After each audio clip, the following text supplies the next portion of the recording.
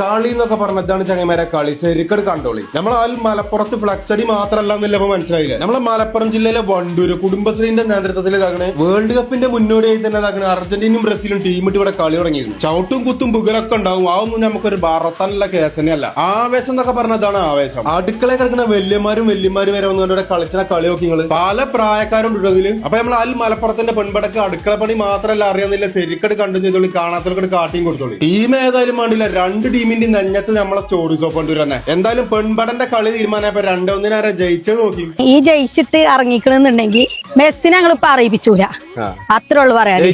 ജയിച്ചു പോരും, കപ്പോടെ തന്നെ പോരും. കണ്ടോ വിന്നേഴ്സിന്റെ കപ്പ് അത് കൊണ്ട് പോരും. അത് കൊണ്ടുപോകാൻ വണ്ടി വരെ ഏർപ്പാടാക്കിക്കണേ.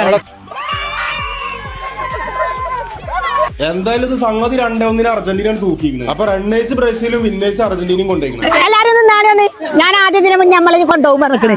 പറഞ്ഞ പോലെ തന്നെ കണ്ട ഞങ്ങൾ മെസ്സിനെ പറയിപ്പിക്കാതെ. അപ്പൊ വണ്ടൂരിന്റെ പെൺപട അർജന്റീനയുടെ കപ്പ് കൊണ്ടുവന്നിട്ടുണ്ട്.